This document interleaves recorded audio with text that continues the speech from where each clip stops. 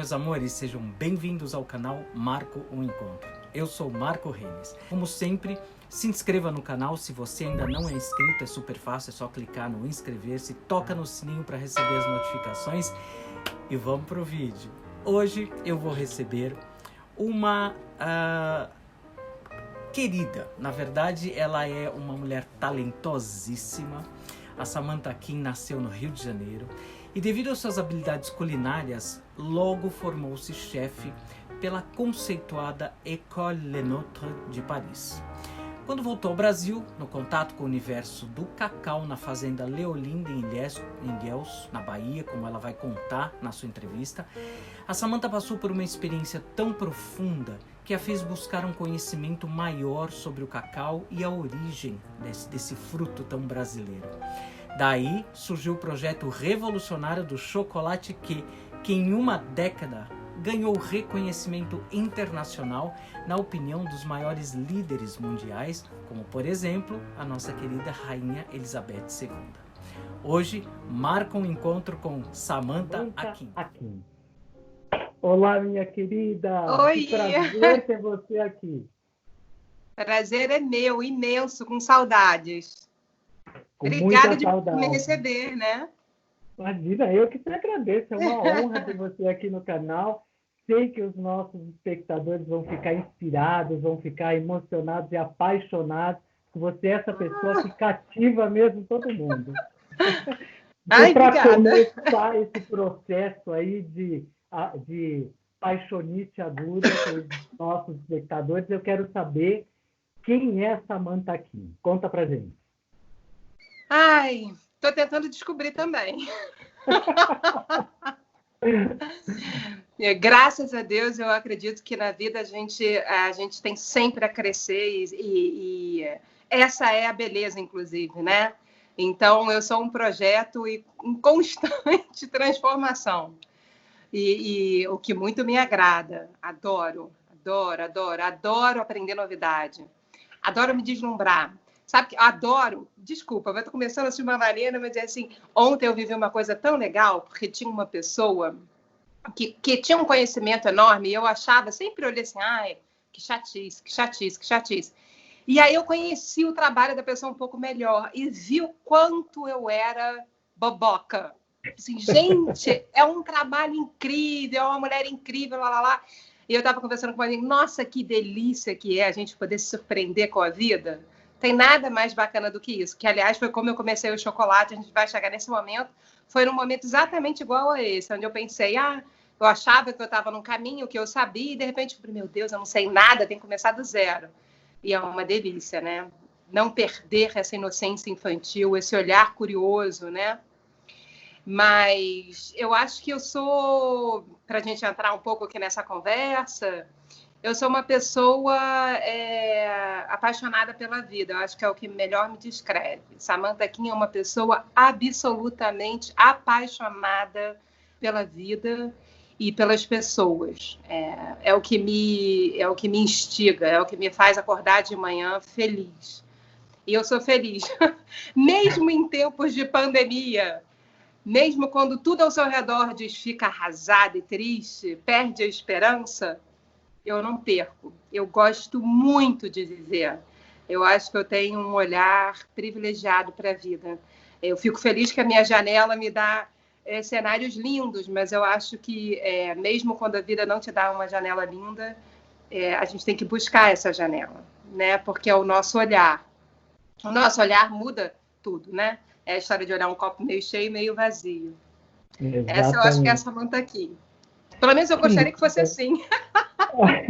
Não, e vou te dizer uma coisa, é exatamente assim que eu conheci a Samantha Kim.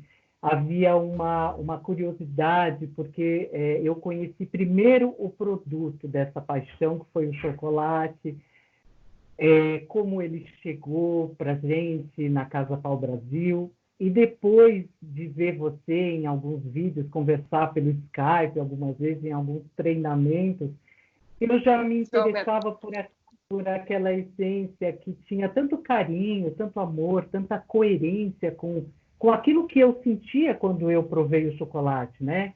eu falava, há aqui alguma coisa diferente de verdade, alguma coisa que não é só um chocolate. E aí eu pude conhecer a história, né? Eu pude conhecer a paixão, a sua paixão, a história da sua família, que é uma história linda, que carregada de emoção, de paixão, de luta, de superação, de aprendizado. E aí, é exatamente o que você descreveu, é a Samantha que eu conheci, aquele serzinho feito de amor, assim, e que eu me encantei logo de cara, você, sua mãe, seus irmãos, são pessoas que encantam a gente e que deixam bem claro que ali está se estabelecendo alguma coisa que vai durar por muito tempo. Isso foi muito lindo. E, Samantha, quando é que começou essa sua paixão pela culinária, né? Porque falar de Samantha sem falar de culinária, acho que é um pouco difícil. Não dá. Né? Mas, olha, primeiro, assim, que delícia a sua descrição, porque é isso que eu gosto de imaginar que a pessoa vai sentir quando tiver contato com qualquer coisa que a gente faça. A maneira... eu produzo pensando que seja assim a recepção. Então, que delícia saber que é assim, né? Porque é esse o trabalho, se trata disso. É isso que vale na vida, né? E não é à toa, você falou da minha família, e eu trabalho com os meus irmãos diariamente, né? Numa empresa que foi construída pela minha mãe, dentro da minha casa. Então, a família é a base de sustentação de tudo isso. E aí eu me sinto novamente privilegiada, porque é uma família muito pautada no amor, né? Que já passou por milhões de situações das mais dramáticas, de vida, de trabalho, de dinheiro, de saúde, de tudo. E que a base que conecta, a cola que gruda tudo isso, é também a cola que faz dar valor à vida, né? Que é, de fato, o afeto. E nessa casa que eu cresci, a família toda frequentava. E, assim, sempre existia, sempre, né? Você imagina que a gente tem descendência libanesa, portuguesa e italiana. Tudo nessa família é na mesa. Tudo. Não há a menor possibilidade. Vamos nos encontrar? É um café da manhã. Não, vamos nos encontrar? É um almoço. Não, vamos nos encontrar. Não tem como. Assim, durante a pandemia, a gente tem se encontrado. A minha mãe, por sorte, mora numa casa com jardim. E durante o confinamento, como a gente trabalha juntos, a gente continuou se vendo todos os dias, a gente fez o nosso bloco de quarentena. Então, a gente podia se encontrar. E aí, a gente ia para a casa dela e foi muito engraçado, porque no início, aquele clima, todo mundo meio assim, meu Deus, o que vai acontecer? Não tinha muito comida, era assim, vamos comer alguma coisa. Passou uma semana, 2, 3, já começou, não, porque eu gosto disso. E começou quase que uma competição culinária, porque cada dia alguém cozinha alguma coisa. Você cozinhando ou não, sendo eu a chefe, por exemplo, eu cozinhei no último domingo, que eu fiz uma paella. Mas, assim, todos cozinharam. Assim, a gente brinca que os meus sobrinhos criaram a confeitaria Mirim e estão cozinhando também. Então, tudo acontece ao redor da comida. Não tem como falar da família Kim sem falar de comida. Não tinha como a Samantha Kim crescer nessa família e não ter uma relação com a comida. Né? E é a maneira que a gente também compartilha afeto na família. E aí, mas eu tinha um outro olhar, né, que era da psicologia. E foi a minha primeira formação. Eu, desde pequenininha, eu sempre disse, olha, eu tenho uma certeza na vida. Ou eu ia ser psicóloga, ou psiquiatra, ou psicanalista. Eu nunca tive dúvida. Eu fui aquela maluca que, no 2º grau, fez um curso extra de neuroanatomia, de anatomia. Neuroanatomia eu fiz...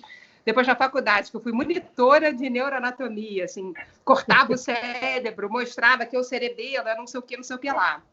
Então, aí o que aconteceu foi que eu acho que eu fui para a psicologia, eu acho não, tenho certeza, porque a outra paixão que eu tenho é por gente. Gente me importa demais, demais da conta. Gente me mobiliza, sentimento me mobiliza. Eu não sou daquelas pessoas que acreditam que a gente está vivendo uma pandemia para castigar os homens. De jeito nenhum, eu acho que a gente é capaz de coisas incríveis.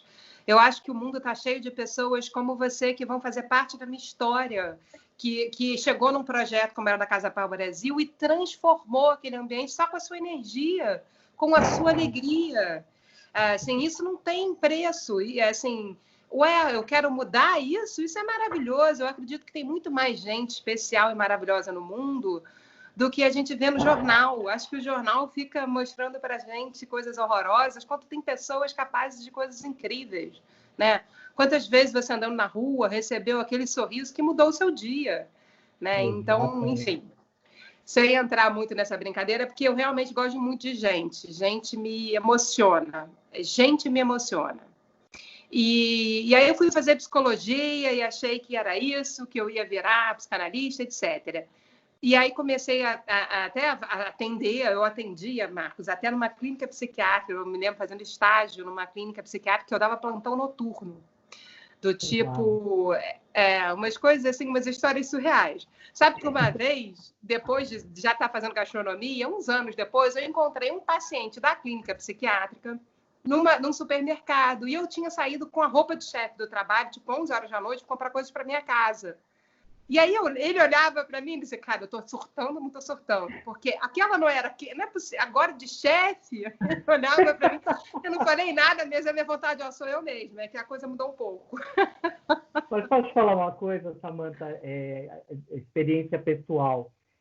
Você pode até ter deixado a psicologia e a psiquiatria como função, como profissão, mas o que você produz, o que esse chocolate traz de sensações boas para quem experimenta, e quando você entra no universo dele e vê a explicação para aquelas formas lindas da embalagem, as imagens, o carinho, você continua sendo uma psicóloga, porque você faz tudo bem. É verdade, é tanto sabor, é tanta emoção, e você sabe que o ser humano ele é ligado, ele é movido a memórias, né? Seja olfativa, seja degustativa. Muito. Né? E o chocolate, fora fazer esse bem, né? Produzir essas sensações boas, eles registram memórias. Então, assim, eu não consigo comer um chocolate quente sem associar aquela natureza exuberante, aquela beleza. E é verdade. Isso. O som é incrível, parece que você está ouvindo, está vendo aquele tucano, está vendo aquele pássaro. É isso. É uma experiência fantástica, Samantha. Então, assim, você pode até ter deixado de exercer sua função de psiquiatra, mas você continua impactando a vida das pessoas de uma forma muito bonita e positiva. Ah, que bom! Eu acho que... Então, sabe, em psicologia a gente aprende uma coisa, que é assim, você é quem você é. E você leva quem você é para onde você vai. Então, um pouco parece baboseira, né? Você constrói o seu caminho e tal, mas é isso, você se carrega. É impossível fazer o chocolate que aliás, assim, para a gente, no chocolate a gente acredita que chocolate é cacau artisticamente trabalhado. O que já pressupõe que teve um alguém por trás daquele fruto que fez o processo de transformação. E esse alguém, no caso do chocolate, assim, é ser humano, não tem máquina, né? Que é uma coisa super bacana. Eu gosto de achar, não tenho nada contra a máquina, não. Estamos aqui nos falando graças à tecnologia e graças a várias máquinas.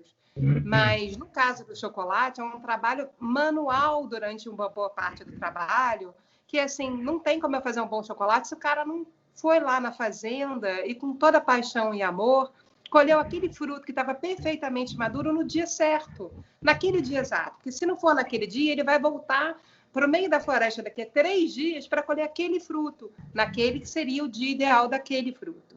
Então, precisa de gente.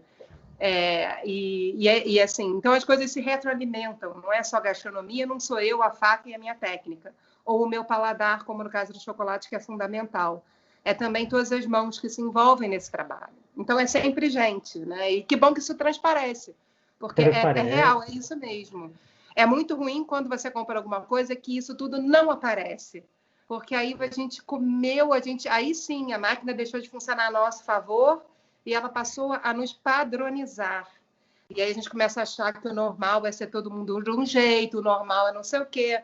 Quanto, na verdade, a natureza é o natural de cada coisa, né? Exatamente. Então, E brincando, tem algumas coisas que são bem... Brincando um pouquinho até com o sobrenome da família, eu diria que é uma alquimia, né? Aqui, alquimia. Uma alquimia. Transformar aquele fruto em um ouro, né? Mas você sabe, vou te falar uma coisa agora que eu não sei se você sabe. O Akin é um sobrenome do meu pai, que é libanês. E Akin, em árabe, é médico, que eram os alquimistas, né? Então, tá tudo em casa. Sem querer, você vê como a sintonia é incrível, né? Tá tudo em casa, tá certíssimo. Mas deixa eu voltar à sua pergunta para eu não te deixar sem essa resposta. Vamos. Então, eu fui para psicologia, da psicologia eu acabei indo parar na IBM, em Recursos Humanos, por um caminho totalmente torto, porque eu estudava numa faculdade que estudava também uma das minhas melhores amigas, que é uma das minhas melhores amigas até hoje, e ela fazia engenharia da informática, nada a ver. Só que nessa faculdade, a PUC aqui no Rio, a engenharia faz um sanduíche na psicologia, os andares de engenharia, e a psicologia fica no meio. Então, tem engenharia no primeiro, no terceiro, e a psicologia no meio. E a gente se encontrava sempre, começou a fazer de novo, uma patota que veio desde o colégio, e aí ela se inscreveu na IBM e falou, você tem que se inscrever, a gente vai fazer o estágio, porque isso, por aquilo. Eu falei assim, eu era totalmente... Não, mas ela me levou no dia de fazer a prova do estágio, a gente caiu no mesmo dia de prova. E aí a gente foi juntas. Não, você vai, eu fui. Quando eu entrei naquele prédio da IBM que fica na Pasteur, e eu olhei aquelas pessoas assim, andando de um lado para o outro com uma sensação de que tem alguma coisa muito séria e muito importante acontecendo. Eu me lembro que eu olhei aquilo e fiquei assim, uau! E o prédio da Pasteur é um luxo, porque ele é de frente para a Baía de Guanabara, na Enseada de Botafogo. Ele tem um projeto de jardim do Buller Max. Os móveis são todos super de design. Eu entrei ali e falei assim, gente, assim, eu quero viver aqui. Eu posso ficar aqui um pouco mais? E aí acabei entrando. Assim, até hoje não sei muito explicar como eu fui selecionada no meu processo seletivo, porque eu não tinha o menor perfil comercial da empresa. Mas fiquei e foi incrível, amei. E aí, amei mesmo, eu realmente achei, assim, me encontrei, assim, o meu trabalho, a minha profissão, eu amava aquilo. Só que aí eu fui tirar as minhas primeiras férias, e nas minhas primeiras férias eu falei assim, cara, eu vou pro Egito, eu sempre tive loucura de ir pro Egito. E aí a minha mãe, olhou e falou assim, essa menina no Egito não vai prestar. Samantha, ela tinha medo, essa coisa assim, meio, vai ter uma bomba, não sei o que lá, vai ter um terrorismo, não sei. Eu tinha um pen friend, que era uma coisa da minha época, não tinha internet, não sei o que, a gente fazia pen friend. Eram umas cartinhas que você fazia mais ou menos você dizia o que você gostava, que tipo de música, os seus hobbies, e você dizia com que nacionalidade você queria se comunicar. E aí eles recebiam as cartas e faziam trocas. Então eu falava com uma menina que era alemã, e falava com um menino que era egípcio. E aí, não sei, a mamãe entrou numa operação, ela vai encontrar o menino egípcio, meu Deus, essa menina, o que vai acontecer? Aí ela resolveu da seguinte maneira, ela falou assim, Samantha, ao invés de você ir para o Egito, vem comigo para a Itália. Ela já tinha um negócio de gastronomia, os meus irmãos já estavam no negócio, o negócio já era próspero, e ela tinha feito uma formação nessa escola que se chama ITIF, que fica no Piemonte, no norte da Itália. Os professores dessa escola vieram para o Brasil e deram aulas para um grupo de chefes brasileiros. E esses chefes, depois que se formaram no Brasil, resolveram, bom, então agora por que a gente não faz uma viagem para a Itália e conhece a escola do qual a gente, né, da onde vem os professores, que a gente tem o diploma. Então era esse grupo já de profissionais. E ela falou assim, vem comigo. Na época eu já adorava vinho e eu fazia as aulas da ABS, que é a Associação de Sommelier aqui do Rio. E eu ouvia falar de maravilhas dos vinhos do Barbarolos, Barespas, do norte da Itália. Então, eu falei assim, eu vou.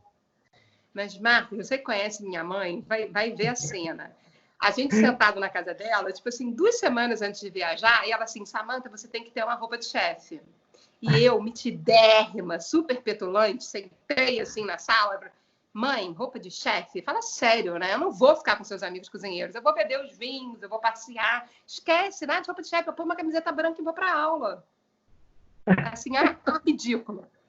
Petulantérrima, mitidérrima. E aí, ela, mãe, né, esperta, madura, exato, maravilhosamente. O que ela fez? Uma roupa de chefe, com o meu nome bordado. Quando eu cheguei na aula,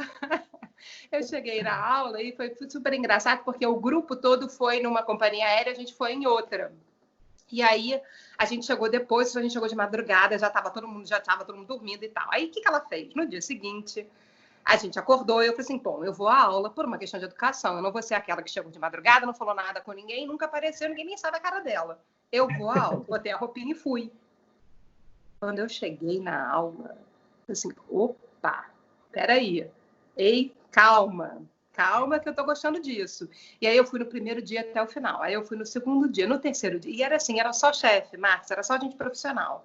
E cada um tinha a sua bancadinha, cada um tinha o seu fogãozinho, as suas coisinhas, as receitas chegavam todas porcionadinhas, então cada um tinha que fazer o seu. E ela ficava do meu lado e ela queria, tipo assim, vou deixar você pagar o mico, deixa eu te ajudar, não sei o quê. E eu, não, tira que a panela é minha, eu vou fazer. Não, eu quero fazer. Eu quero fazer. E aí, o que aconteceu? Eu comecei a fazer, e assim, cara, isso é o máximo, eu tô adorando essa brincadeira. E aí eu, assim, aprendi a fazer risoto. Voltei para o Rio de Janeiro, eu sou a rainha do risoto, me sentindo. Vou fazer risoto para todos os meus amigos, tudo é risoto. Vamos lá em casa fazer um risoto. Aí eu fui fazer um risoto, inclusive, uma vez na casa da diretora do meu departamento, e fiz um risoto, e foram algumas pessoas do trabalho. Ai, eu toda me sentindo, né? Inocente. Porque um ano depois, esse grupo voltou para a Itália. E aí eu já estava assim, mãe, eu quero ir. Eu pago, eu vou. Porque ela tinha me convencido de ir da outra vez. Eu falei assim, não, eu quero ir, eu vou. E fui. E aí, quando eu estava lá de novo, na panela, fazendo as coisas... Eu fui olhando, assim, cara, isso aqui é gostoso demais. Não quero sair da cozinha. Eu lembro que a gente saiu dali, tinha um professor que já da outra vez já tinha dado aula pra gente, e ele disse assim, passou um dia na bancada e foi conversando com todo mundo, e ele passou por mim e falou assim, e você? De que restaurante você é? Aí eu meio, putz, nenhum, eu sou psicóloga, eu trabalho numa empresa. Ele falou assim, mas como assim? Porque as coisas ficavam gostosas, né? Eu cozinhava bem. Aí ele virou para mim assim, ele olhou bem para mim, assim, a mamãe estava do meu lado, assim, tem problema não, toda a cozinha é cheia de maluco, a gente precisa de psicólogo.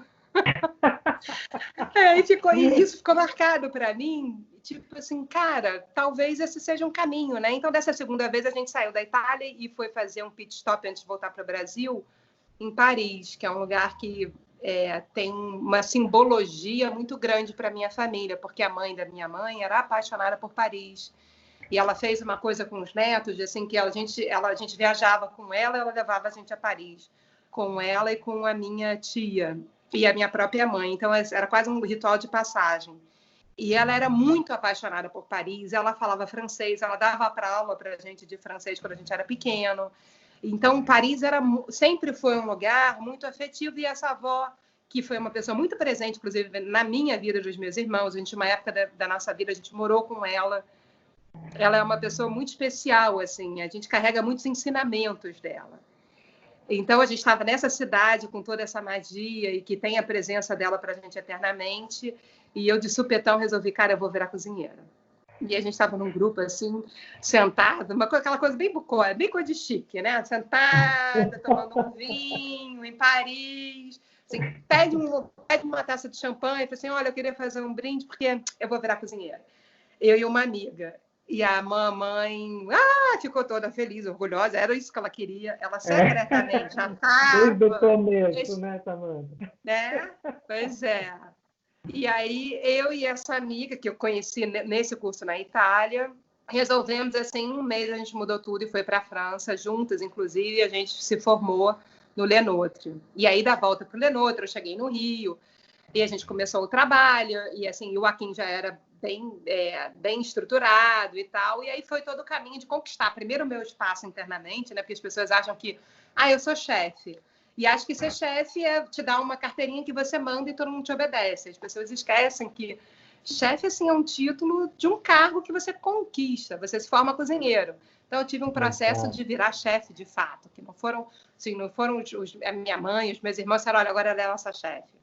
Eu virei chefe no dia que a cozinha olhou para mim e falou, puta, essa menina aí, quero fazer o que ela fala, né? Eu acredito nela. Eu virei líder deles e aí realmente virei chefe e comecei o trabalho que a gente foi desenvolvendo até o ponto da gente abrir uma lojinha no Leblon, aqui no Rio, que tinha várias coisas que a gente fazia. Tinha molho, canapé, quiche, saladas e chocolate. E aí o chocolate foi ganhando uma importância dentro da loja. Eu ganhei prêmios, foi assim, foi um momento super, né, novidade. Então eu ganhava prêmio de melhor chocolate, prêmio de chefe de redação, não sei o que lá, uma opção de coisas acontecendo.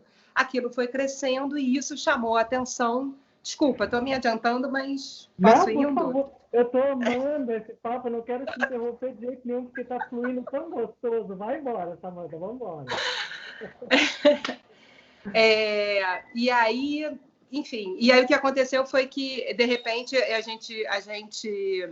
esse sujeito que estava fazendo um trabalho de cacau no Brasil, ele estava, na verdade, contactando vários produtores de chocolate, na verdade, à época, vários chocolateiros, né? Porque ninguém produziu chocolate, não derretia chocolate da grande indústria.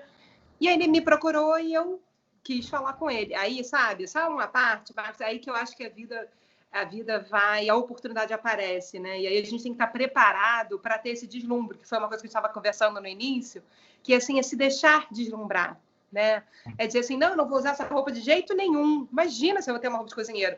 Mas aí, colocar a roupa, mas aí ir, né? Mas não se furtar de viver o novo. Se E ele foi, a permitir, gente né, Samanta? experienciar um momento novo, a gente não sabe onde aquilo vai dar. Exato. Nunca que eu pude imaginar na minha vida que aceitar conversar com ele ia transformar a minha vida. Nunca, nunca, né? Na verdade, a gente acha, estou fazendo aquilo para o outro. Não, você está fazendo aquilo por vocês, né? É verdade. A gente não sabe onde aquilo vai dar. É verdade. A gente sabe que quando a gente se entrega de corpo e alma, normalmente as coisas tendem a serem melhores, os resultados são melhores.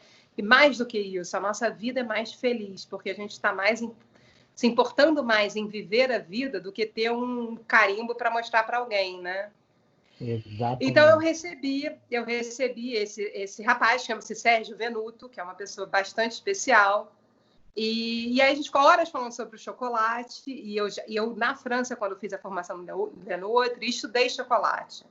Aí, posso fazer uma parte para contar essa história da França? Por favor, que eu estou legal. adorando. É bem legal, eu acho bem legal. Quando eu estava estudando no Lenotre, eu estava muito mais focada na cozinha, que é o que mais eu curto, né? Em termos de cozinhar, de pegar. Adoro pegar num peixe, adoro pegar numa carne, adoro uma faca. Tanto que a gente tem o livro da família Kim e a capa do livro são os canapés, mas em cima da minha faca. E eu fazendo a aula, o Lenotre tem uma coisa assim que as portas têm uma janela de vidro. Então, às vezes, você está numa sala de aula, você vê a sala do lado. E eu estava fazendo uma aula de cozinha e na porta em frente estava tendo uma aula de chocolate.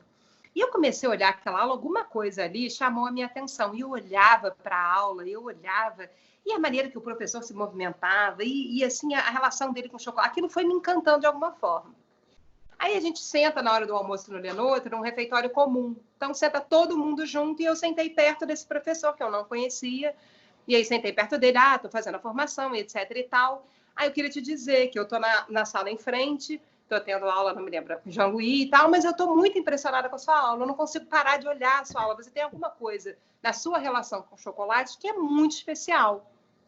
Aí ele virou para mim assim e riu, né? Você é psicóloga? Aí eu falei assim, sou. Aí ele falou assim, Aí eu falei assim, sou, por um acaso eu sou. Ele falou assim, nossa, sabe por quê? Eu vou te dizer, eu era confeiteiro, mas aí eu desenvolvi uma alergia a glúten, e eu não podia mais trabalhar com farinha, e eu perdi tudo que eu tinha, porque era a minha maior paixão. E a única parte da confeitaria que me sobrou foi o chocolate, porque não leva farinha. Então, a minha relação com o chocolate é de uma vida. Ele me permite viver a minha paixão. Eu falei, é isso. Assim, cara, eu tenho que fazer uma aula com esse homem. Não tem jeito, eu tenho que fazer uma aula dele. E aí fiz uma aula de chocolate muito por conta disso, né? A gente já tinha aqui uma história com chocolate que vinha do nosso pai. Nosso pai morou fora quando a gente era criança.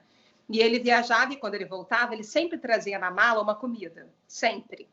Essa história da família, tudo ao redor da mesa e tal. E ele morava na Espanha. E no Brasil não tinha nada. Então ele trazia assim, um pedacinho de presunto cru. Um pistilo de açafrão. Um não sei o quê. E ele sempre trazia aquele chocolate que compra no free shop. E aí na casa da minha mãe tinha uma coisa que hoje seria chiquérrima, uma cozinha gourmet, que na época a gente chamava de bar.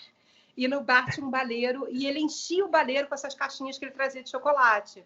E aí ele ficava ensinando, ele era um chocolatra, ele dizia, põe na boca, esfrega no céu da boca, tá sentindo? Olha que delícia, eu gosto disso, gosto daquilo. E era um chocolate, na época, ao leite, branco, não sei o quê, com um pedacinho de coisas e tal. E aí, quando ele viajava, e às vezes ele ficava 4 meses sem voltar para o Brasil, aquilo esvaziava e era aquela sensação do papai estar longe. Então, quando ia chegando no fim, todo mundo parava de comer, porque era assim, tipo, não, ele ainda está aqui. Então, já tinha uma relação afetiva com o chocolate, mas quando eu conhecia o Thierry Atlan, que é esse professor, eu falei assim, nossa, eu agora não só tenho essa relação, mas eu preciso fazer uma aula, e eu fiz a aula. Então, quando o Sérgio Venuto, que é esse rapaz que eu falei que procurou todos os chocolateiros do eixo Rio-São Paulo, chegou na minha loja, eu já tinha uma relação com chocolate, eu já fazia chocolate, com toda essa carregação de afeto. Só que ele falou para mim uma coisa que mudou a minha vida. Ele se virou para mim em determinado momento, depois de horas de conversa, falou assim, Samantha, você não acha curioso que você ganhou prêmio de chocolate, você conhece fábrica de chocolate na Europa e etc., mas você nunca foi numa fazenda de cacau? Está aqui a 1 hora de distância de você? E aí, novamente, sabe, essa nossa capacidade de dizer, nossa, como eu sou boba. Nossa, como eu sou boboca. Mas assim, para não usar o termo que eu usaria aqui no Rio de Janeiro, né? Que otária. Eu achando que eu sei alguma coisa, não sei nada, você tem toda a razão. Eu brinco que eu fiz uma coisa que é da minha infância, que assim, eu coloquei um sorvete na testa. Eu não sei nada. Não é? Que a gente fazia assim, não sabe nada. É verdade. Não é? Então, só que aí eu acho que a diferença é assim, é o que você faz quando a vida te fala isso. Você diz, ai, que horror, eu não sei nada, ou você diz, caraca, eu não sei nada, tem um mundo de coisa para eu saber. Eu quero saber isso que eu não sei. É essa paixão pela vida, né? É esse escolher ser positivo, mesmo quando tudo te diz ao contrário. Exatamente. E aí, não é? Que é um momento que a gente vive um pouco. E eu disse, não, eu vou, então, agora saber tudo de chocolate. E eu comecei a pesquisar chocolate, comecei a trocar com ele de uma maneira tão, assim, intensa, que passou um mês, ele falou, você não quer conhecer, então, a fazenda de cacau? A gente vai fazer um evento e tal. Eu falei, quero. E aí, de novo, coitada da minha mãe. Eu fui para a Bahia encontrar esse sujeito e eu perdi o voo, foi uma confusão. Era para eu chegar lá às 5 da tarde, eu cheguei às 3 da manhã. E na época não tinha tanta facilidade da internet, não sei o quê, os celulares não eram smartphone ainda. E aí eu fui assim, mãe, olha só, eu não conheço esse cara direito. Eu tô indo para Ilhéus, eu nunca fui a Ilhéus. Eu não sei nem se vai ter alguém me esperando no aeroporto. Agora, se eu chegar no aeroporto às 3 da manhã e não tiver ninguém, se eu achar tudo muito estranho, eu nem saio do aeroporto, pego o avião e volto. Na manhã do dia seguinte. Tipo assim, tamanho era desconhecido. Eu realmente não tinha conhecido ele há um mês e tudo. A gente estava trocando, mas sabia quem ele era. Só que eu fui. Cheguei em Ilhéus às 3 da manhã. Não tinha ninguém me esperando no aeroporto. Mas eu falei assim, cara, eu vou encarar. Eu entrei no táxi, o Flamengo estava jogando. Nem era esse Flamengo maravilhoso, Jorge Jesus.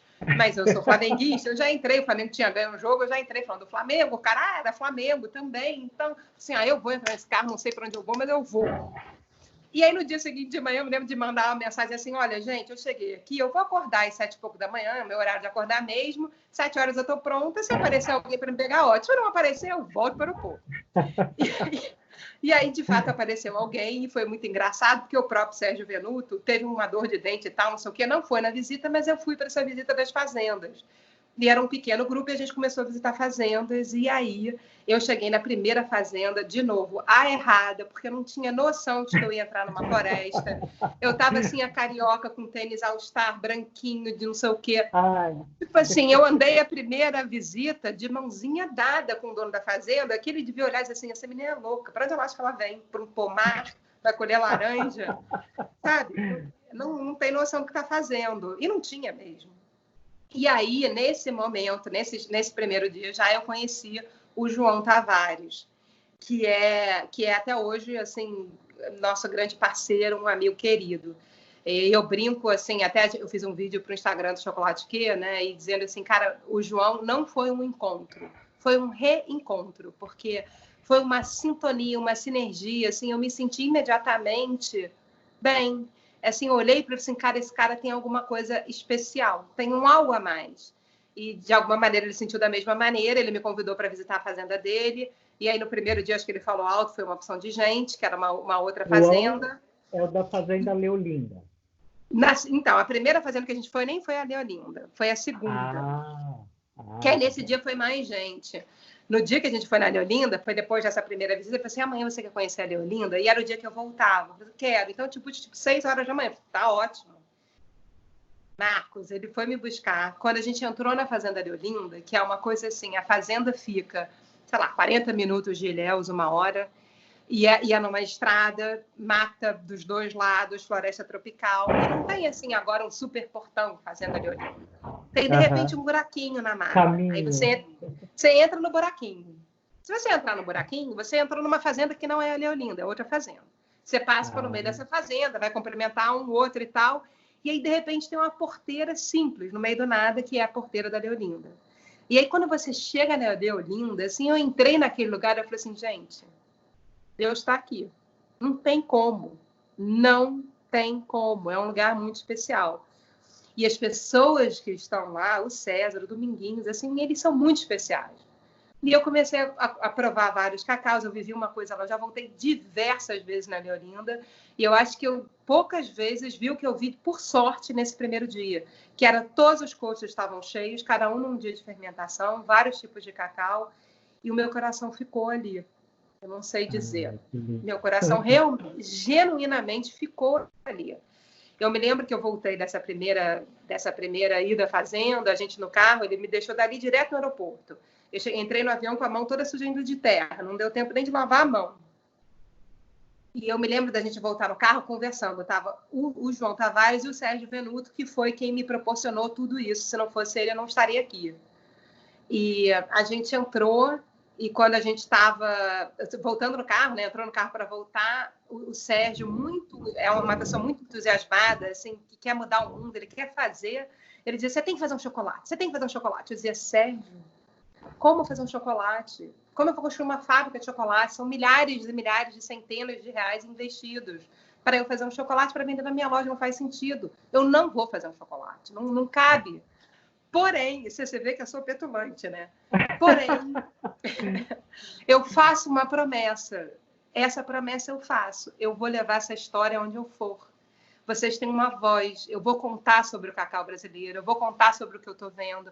Eu vou contar sobre esse sabor que eu encontrei aqui, que eu nunca tinha provado isso no chocolate. Isso eu vou fazer. Essa é a minha promessa. E eu fiz. Eu voltei para o Rio e eu comecei a dar degustação de chocolate, falar de cacau. Eu virei um inferno na vida da família, porque eu só falava de cacau. Eu falava de cacau, eu queria comer cacau, eu queria um grupo de degustação e eu obrigava as pessoas a provarem o chocolate comigo. Eu fiquei absolutamente envolvida com aquilo. Aquilo passou a ser, para mim, alguma coisa muito importante. E eu comecei a pesquisar e eu fui estreitando o meu vínculo com o João Tavares, ao ponto que um dia ele vira para mim e fala assim, Samantha, você tem que fazer um chocolate. Você, mas João? Não, você tem que fazer. E ele me arrumou um cliente dele que tinha uma fábrica com tempo ocioso e que topou me aceitar na fábrica deles para eu fazer um chocolate lá. E aí foi muito especial. Isso lá em Ilhéus mesmo? A fábrica fica em Santa Catarina. E aí, mas olha que máximo, Marcos. Quando eu fui fazer o primeiro chocolate, eu voltei a Bahia para comprar o cacau. E aí, essa altura, eu já sabia mais. Eu já tinha pesquisado muito mais sobre cacau. E aí tinha uma série de regras, inclusive esse Sérgio Venuto estava se juntando com um francês à época para criar uma maneira de selecionar cacau fino, de classificar cacau fino. Só que aí, assim, eu rasguei tudo que eu tinha lido. E eu falei assim, eu quero escolher um cacau que fale comigo. Eu quero escolher um cacau, e aí eu acho que é um pouco a coisa do cozinheiro, né? Que o cozinheiro que sai, entra no supermercado e diz, eu vou fazer hoje uma berinjela. Só que chega no supermercado e dá de cara com uma abóbora, que fala, cara, essa abóbora tá falando comigo. Esquece a berinjela, eu vou fazer abóbora. Porque é essa coisa que é do artesão, né? O prato não tá pronto da abóbora, nem eu tô pronta como cozinheira. É alguma coisa que vai acontecer comigo entre eu e a abóbora. Assim. Ou eu e a berinjela, ou eu e o cacau. O ingrediente te traz e você complementa, você ajuda o ingrediente a aparecer na melhor versão do ingrediente. É a arte do ofício, né, Samantha? É exatamente isso. E aí, enfim, aí eu cheguei na fazenda com esse propósito, né? Eu acho que Isso, inclusive, eu acho que é o grande diferencial, ou um dos grandes diferenciais, talvez, até hoje, do chocolate que, porque ele é feito assim. Eu vou para a fazenda e eu provo cacau, e aí eu provo cacau e aí eu provo cacau e penso, e é assim, não é uma história que eu conto, não tem um diretor de marketing, não tem, não, é assim. Eu levo meu caderninho, eu como cacau e penso, cara, é assim, isso aqui para mim é bossa nova, eu estou ouvindo as notas, é uma notinha, tac, tac, tac, tac, você parece que entra ali, você não quer sair.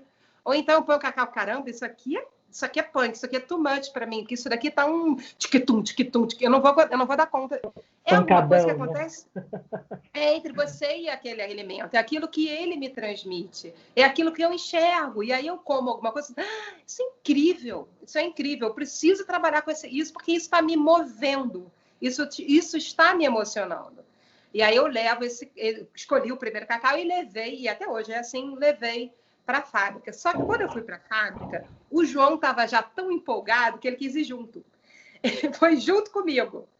Eu saí do Rio, ele saiu de Ilhéus, a gente se encontra na fábrica, e quando a gente foi fazer o primeiro chocolate, os nossos parceiros são super legais, a Maite e o Ivan. E eles queriam que desse certo, assim, eles queriam fazer uma coisa boa. E o João também queria que eu fizesse um bom chocolate. Eles sentaram comigo e, assim, eu vejo, se eu fechar o olho, eu tô vendo a carinha deles, que eles olhavam e falavam assim, cara, não pode. Porque era assim, mas você não... E eu dizia assim, gente, vocês estão percebendo? Porque o que acontece com o chocolate? Um pequeno à parte. Cacau é um fruto tropical, a gente colhe o cacau do meio da floresta tropical, no caso da Fazenda Leolinda, com toda a floresta de fato, é dentro de um sistema chamado cabruca, que significa a plantação debaixo das árvores da Mata Atlântica. A árvore de cacau precisa de sombra. Então, o cacau é colhido no meio da floresta, ele é levado até uma casa de fermentação. O caroço do cacau fermenta, como se fosse para fazer um vinho. Porém, no caso do vinho, a gente fica com suco fermentado. No caso do cacau, a gente fica com caroço fermentado dentro do suco. Esse caroço, depois de fermentado, é seco ao sol. Aí ele é quando eu seleciono esse caroço, a gente vai para a fábrica. Na fábrica ele é quebrado. Depois de quebrado, ele é torrado. E depois ele é triturado até formar uma pasta. Essa pasta é o chocolate 100%. Depois, para você fazer outras receitas, você pode acrescentar açúcar, você pode acrescentar mais gordura de cacau, que é a manteiga de cacau, que é o óleozinho que vem dentro dessa semente. Você pode acrescentar leite, e aí o céu... No caso do chocolate que especificamente, não tem leite de jeito nenhum. Não, de jeito nenhum. Por quê? Porque o trabalho de chocolate que eu queria? Que foi o que eu queria desde esse primeiro momento. Eu queria que aquela emoção que eu senti quando eu escolhi o cacau aparecesse na barra de chocolate. Eu queria que exatamente o que você descreveu no início, que as pessoas que comessem o chocolate se sentissem no meio da floresta. Porque o tucano que está na minha embalagem não é um tucano porque eu acho lindo o tucano, eu até acho. Porém, é o tucano porque lá no meio da floresta tem tucano. Né? As ilustrações que a gente tem nas nossas embalagens são as ilustrações que estão... São as coisas que estão ao redor da árvore de cacau. É a realidade. Que eu ia dizer, quando você descreveu aquela sensação do caminho, da porteira, e eu vi isso, eu vi na embalagem, quer dizer, a visão que você teve está ali na embalagem. Isso é o conceito, né, do que daquilo traduz. E eu falei do leite porque eu me lembro que era uma das coisas que eu falava para as pessoas que se encantavam com o chocolate que é lá na Casa Pau Brasil, que eu dizia, o chocolate que ele é tão genuinamente brasileiro, e a Samantha quis trazer de volta, resgatar de volta a verdadeira origem do chocolate, porque o chocolate é cacau. Né? Não existe chocolate sem cacau. Perfeito. E por que por muito tempo ele ficou com aquela imagem da Suíça? Por causa do leite da vaquinha suíça. Então, quer dizer, tirou o leite de chocolate, ele repatriou, ele é totalmente brasileiro. É exatamente isso, é isso. Marcos, eu trabalho para isso. Esse é o meu trabalho, porque o que eu quis fazer? Eu quis trazer o cacau de volta para o chocolate. O meu trabalho inteiro foi esse. Como eu trago de volta para o chocolate o gosto do cacau. E assim, por que o gosto do cacau sumiu do chocolate? Porque o mundo parou de produzir cacau de qualidade. Por quê? Porque o mundo produz. Hoje, os maiores produtores de cacau estão abaixo da linha da pobreza. Então, eles estão tentando sobreviver. Não me pede para uma pessoa que está passando fome para voltar no meio da floresta, que é 3 dias, para colher o melhor fruto. É desumano pedir isso para essa pessoa. É desumano. Então, hoje, quando você compra cacau de uma maneira convencional, você vai olhar para coisas que eu considero ultrajantes. Por exemplo, é considerado um item de qualidade se o seu cacau não tem material estranho. Olha só, eu estou falando de uma coisa cujo sabor, chocolate, tem sabor de cacau. E aí, quando eu compro cacau, um dos itens de qualidade é não ter material estranho. Espera aí. É como se eu dissesse assim, olha, eu vou fazer para você um queijo quente com o melhor queijo do mundo. Ah, é? Como você escolhe esse queijo que é o melhor queijo do mundo? Eu escolho assim, no meu queijo não tem material estranho. Tipo assim, não é esquisito? E por que tem material estranho nesse queijo? Por que o cacau é vendido com coisas estranhas? Porque a pessoa está passando fome e ela precisa, por exemplo, se ela misturar no meio do saco de cacau 5 quilos num saco de 60, ela põe lá 6 quilos de pedrinhas e folhas e galhos, ela acabou de ganhar 6% de lucro, 10% de lucro, desculpa. Quer dizer, essas pessoas estão passando fome. E aí a gente não tem, sabe, essa entrega que eu quero dar para o meu produto, que eu quero encontrar nas relações que eu estabeleço, que eu quero encontrar em outros produtos que eu consumo, que eu quero encontrar nos meus parceiros. Ela pressupõe algo que vai além. Ela pressupõe que a gente possa estar vivendo conectado pelo afeto. E aí, então não dá para eu achar que eu vou fazer isso com uma pessoa que está passando fome. Não vou fazer. Quando eu comecei, não vai fazer. São outras, né, Samanta? São outras, e é legítimo que seja. Claro, é legítimo que seja. Claro. Tanto que quando eu comecei o trabalho, que eu falei assim, eu voltei na fazenda e disse, eu vou contar essa história para todo mundo. Por quê? Porque eu achava, eu não tenho como fazer um chocolate, porém eu preciso que o cacau, de toda forma, passe a fazer parte do discurso do chocolate. Senão, isso que eles estão fazendo aqui vai morrer. Senão, daqui a 5 anos, não tem mais Fazenda Leolinda. Porque como que eles vão sobreviver? Assim, o que a Fazenda Leolinda faz? A Fazenda Leolinda faz cacau de excelência.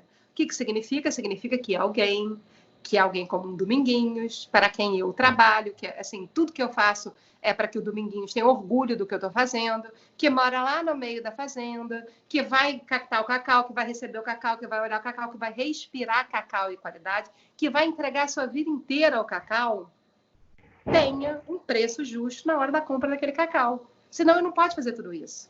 Senão ele vai precisar apontar outras coisas, ele vai precisar trabalhar de outras formas para sustentar a família dele. E aí aquilo vai perder o sentido, e aí não vai fazer um cacau de qualidade. Então, para que o trabalho do Dominguinhos possa continuar, é preciso que o cacau seja importante, é preciso que o chocolate pare de ter gosto de leite, de avelã, de açúcar, e passe a ter gosto de cacau, né? De cacau. E aí o meu trabalho é esse. Eu fico impressionado, Samanta, porque assim, todo o marketing, né, que é feito com relação ao chocolate, ele é absolutamente de fonte verídica, né? Não foi criado um personagem. O Dominguinhos é real, ele existe. As imagens da fazenda são reais. Os processos artesanais, a sua paixão, isso tudo eu acho que é o que valida, é o que para mim dá lastro para que você tenha realmente esse sucesso todo que você teve, os prêmios, e esse reconhecimento de pessoas como a Rainha Elizabeth, o Papa, o Bono Vox, né, me parece também. Quer dizer, gente, isso não é privilégio, isso é consequência. Existe uma verdade. E outra coisa que eu acho fantástico, Samanta, porque as pessoas falam em sustentabilidade e imaginam só uma fatia de produtos ou de uma indústria. Gente, a sustentabilidade está na simplicidade do chocolate, em você preservar processos que valorizam o trabalho humano, que valorizam... Isso que você está falando é fabuloso, é lindo, e eu acho que é o que compõe a verdade do chocolate queijo. Não, sabe por quê, Marcos? Olha só, eu digo assim, não tem como ser diferente, porque o chocolate só existe dessa maneira como ele existe, porque assim, uma pessoa que provar o chocolate queijo pela primeira vez, nunca comeu chocolate queijo, ela vai botar na boca e dizer, opa, é diferente. É diferente. Até hoje é muito diferente. É diferente por quê? Bom, porque tem um gosto aqui. Aí você vai explicar o gosto. Aí, assim, como é que eu chego naquele gosto? Eu chego naquele gosto porque eu tenho que escolher aquele gosto. Quando eu quebrar isso, eu quebrei tudo. Se eu não carregar a verdade, acabou a história. E aí eu vejo assim, isso, e aí, assim, lógico, né? Você está conversando comigo, eu estou contando essa história a partir de mim, de uma maneira super egocêntrica, mas também bem realista. Porém, se eu estiver aqui, eu vou pensar, assim, são os meus irmãos que são meus sócios e que trabalham comigo. Se eles não existissem, o chocolate não existiria. E se eles não fossem como eles são, o chocolate não seria como ele é. Né? Eu não estou sozinha nisso, eu não construí isso sozinha de jeito nenhum. Eu preciso tanto do João e do Dominguinhos, etc., quanto eu preciso deles. Aliás, mais ainda, porque foram eles que me incentivaram. Eles que disseram, não, vamos sim, não, vai para a Bahia. Não, a mensagem que eu mandei foi para eles, né? Olha, eu estou aqui, não sei o quê. Não, vai. Eu infernizei a vida deles, mas eles se apaixonaram pelo meu inferno, né? Então, E não fosse também o seu pai lá atrás te ensinando a degustar um chocolate, que também eu acho que é o resultado que produziu com você. Certeza. Né? Ensinando a degustar e ensinando o sabor das coisas, né? Ensinando a beleza de reconhecer o sabor, a beleza de partilhar esse sabor, né? O homem não é uma ilha. Né? A gente vive em sociedade. E aí, eu estou falando isso que eu estou pensando o seguinte, por exemplo, eu tenho um exemplo, eu virei, por conta disso tudo, de querer contar essa história inteira, eu acabei virando designer da marca. Então, hoje eu faço as embalagens com um ilustrador, que é maravilhoso.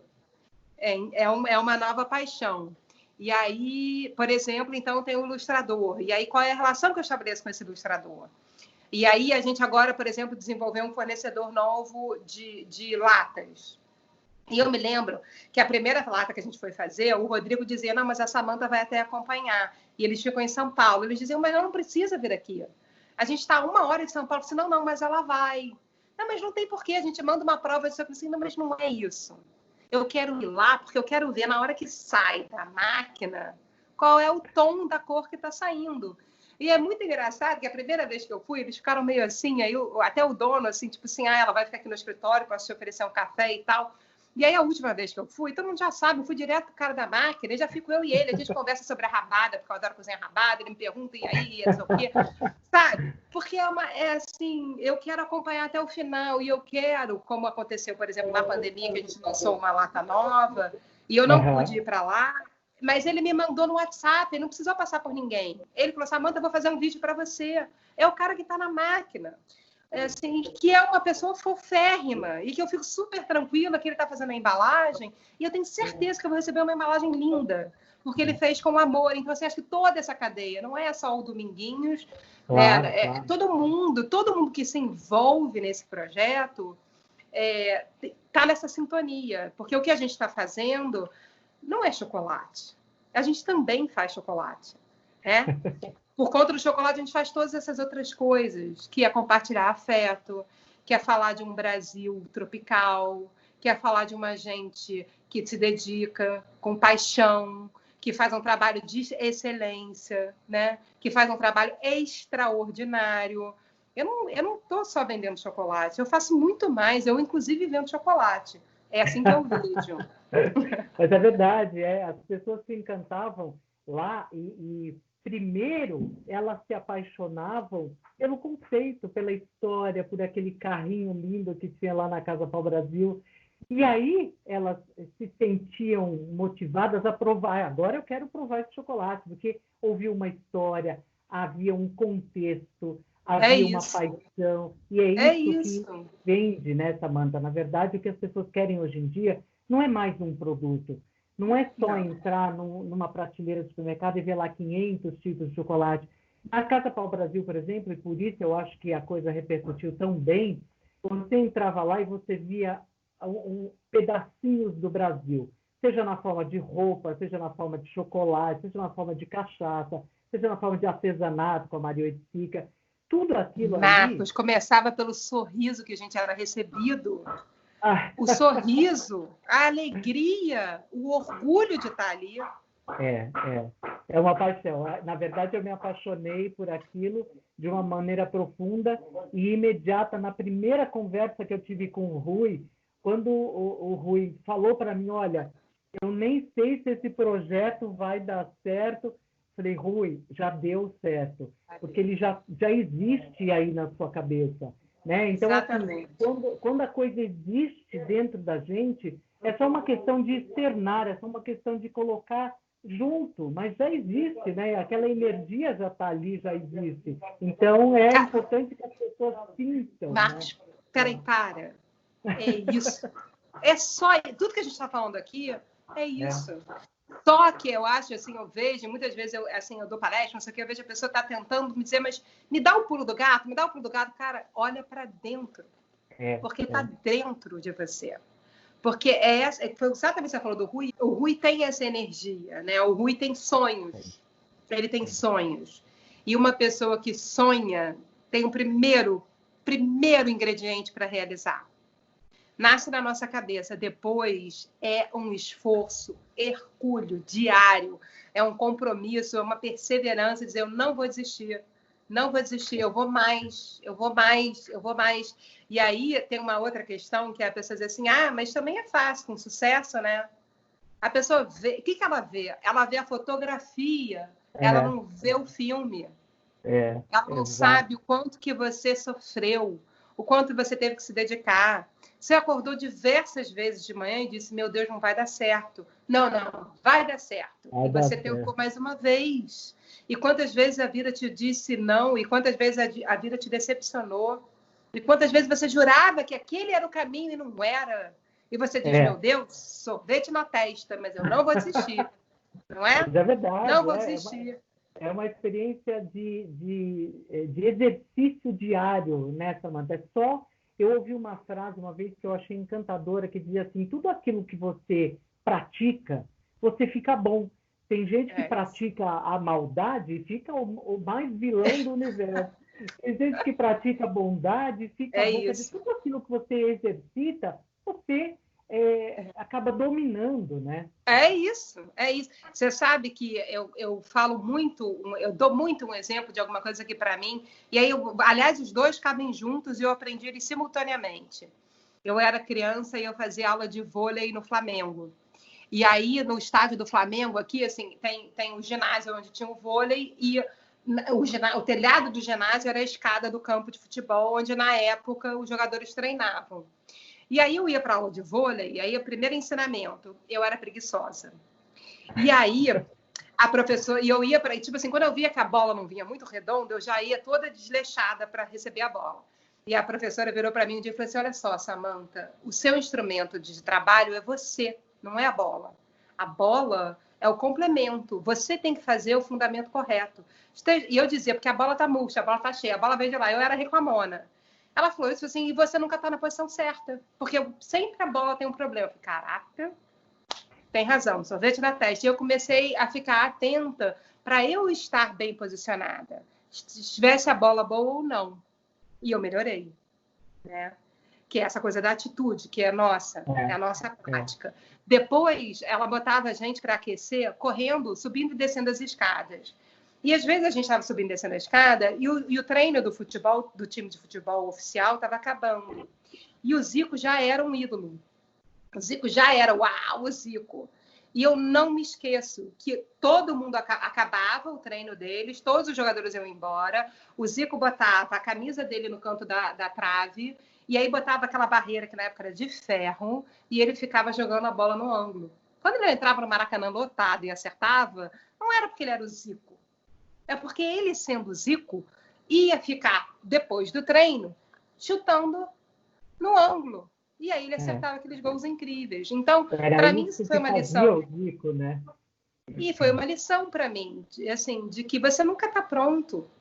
Eu estou sentada com você, cada vez que eu faço chocolate, a gente falou várias vezes no nome do Dominguinhos, eu recentemente falei sobre ele aqui com as pessoas que trabalham comigo, o Dominguinhos, quando eu fiz esse primeiro chocolate, a gente voltou para a fazenda, eu e o Rodrigo, meu irmão, e a gente estava num entardecer, assim, na porta da casa de fermentação, e a gente tinha degustado vários chocolates, a gente tinha levado vários chocolates, inclusive o nosso, e a gente fez uma coisa com o Dominguinhos, foi super legal, foi uma iniciativa, inclusive, do Rodrigo, de começar a dar para o Dominguinhos. Prova isso, prova aquilo, prova isso, prova... De repente, o Dominguinhos, ele deu o chocolate que a gente tinha feito com cacau da Fazenda Leolinda. E a gente estava na Fazenda Leolinda. Quando o Dominguinhos colocou o cacau na boca, ele abriu um sorriso dele, maravilhoso, um sorriso largo, e falou assim, esse é o meu cacau. Esse é o gosto da minha vida. Que coisa linda. Todo chocolate que eu faço é para o Dominguinhos.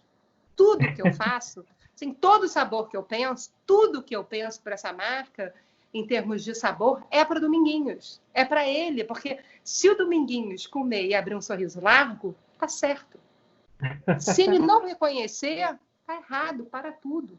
É ele, assim, ele é o que eu busco fazer é que essa coisa maravilhosa que eles fazem, isso que é lindo, que é no meio de uma floresta, que tem tucano, que tem gaturamo, que tem tatu, isso que é tão brasileiro, chegue a todos os lugares. Que uma pessoa hoje, em Lisboa, possa comer um chocolate, fechar os olhos e se sentir no meio da floresta tropical, porque é um privilégio estar no meio da floresta tropical. E é isso que a gente quer mostrar, né? No resultado de um trabalho que foi de várias mãos, que foi meu, que foi do Dominguinhos, que foi do César, que foi do Rodrigo, que passou pelas suas mãos muitas vezes, né? O que a gente compartilha é essa emoção, é isso que eu tenho prazer em fazer, né? Eu acho que, assim, eu me sinto, na verdade, as pessoas, uma vez a pessoa falou assim, que sorte que a Bahia teve de você chegar lá, né? Que sorte, porque, né, uma caixa no Palácio de Buckingham, uma caixa não sei aonde. E eu olho bem para a pessoa e penso, que sorte a minha, né? Porque olha a vida que eu tenho vivido por conta disso. Olha os encontros que eu tive por conta disso. Olha essa nossa conversa. Olha que coisa maravilhosa. Nossa, né, Samantha, que a gente pode experimentar o produto que é o fruto disso tudo, que não é um fruto de um processo industrial, é um fruto de um processo de amor, de uma construção em várias mãos e que envolve o sentimento, a sinergia, a troca de sentimento. É muito bonito, é muito lindo isso. E eu percebia exatamente essas reações, principalmente nos estrangeiros, né, que tinham um imaginário assim do Brasil como se fosse o Brasil uma imensa floresta amazônica. E aí, quando você tentava desconstruir um pouco dessa imagem, falando da pujança de São Paulo, da tecnologia, e aí eles mordiam um pedacinho de chocolate e falavam, não, isso aqui é Brasil, isso é floresta, isso é passarinho, quer dizer, trazer a origem, né, do Brasil para que as pessoas se inspirem nisso. E é um trabalho que vocês fazem com maestria, lindo. Eu teria mais algumas perguntas para fazer, mas já está mais de 1 hora que eu acho que você tem bastante coisa para fazer. Samantha, conversar com você é uma viagem, é uma delícia, é emocionante. Imagina. Você é doce como o próprio chocolate. E quero te agradecer muito, muito. Eu acho que talvez tenha papo aqui para a gente fazer até umas 2 mais entrevistas, né? Mas eu entendo e sei o tempo que você precisa dedicar a isso. Quero te agradecer do fundo do meu coração por todas as oportunidades, talvez você não tenha tido, de te agradecer, de te abraçar e te beijar, como fiz toda vez que pude, porque é uma delícia a tua energia, da família toda, dos teus irmãos, da tua mãe. Sou fã incondicional de vocês e também do produto, porque sei que isso é resultado de uma verdade. É algo que vocês fazem porque vocês são assim, não porque vocês querem que isso pareça assim, mas porque vocês são assim. O Rui, sempre que ia em reuniões aí com vocês, ele mandava assim, café da manhã com o Zaquim, aquela mesa maravilhosa. Deixava todo mundo com inveja lá. Samantha, muito obrigada por esse momento gostoso e que vocês continuem fazendo esse trabalho lindo que vocês fazem e que continuem passando essa mensagem de amor, de preocupação com os seres humanos e que isso possa prosperar e se multiplicar muitas vezes. Olha, posso falar uma coisa? Eu estou ouvindo você falar de mim e da família, e eu posso falar tudo isso de você. Você tem você tem esse mesmo, eu ia falar carisma, mas não é carisma, assim, porque parece carisma é uma coisa que não vem assim tão de dentro, né? Mas você tem esse mesmo amor. Eu acho que isso é amor, de fato. E você tem esse amor. E assim, e é uma delícia. Eu vejo que eu acompanho as suas postagens, e você vou para onde você vai. Assim, você é isso.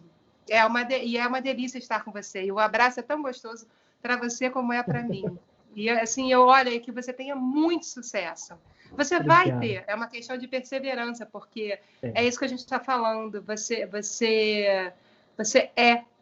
já é um sucesso, né? Você já é um sucesso. Obrigado mesmo. E, bom, é isso. Eu queria só deixar o meu beijo grande para você, para todo mundo. Quando você estiver com o Dominguinhos, também transmita o meu abraço. E mesmo não o conhecendo pessoalmente, eu tenho uma grande vontade, porque isso que vocês fazem é algo muito grande e que representa para o país que eu amo, que é o meu país, que é o meu Brasil, uma mensagem muito importante, que isso o Rui fala, e eu vejo muito refletido isso: o luxo reside na simplicidade, né? É a simplicidade dessa família bonita que traduz o luxo de você, esse requinte, esse sabor único do chocolate que eu sou apaixonado. Obrigado, querida. Saudades suas. Saudade mesmo.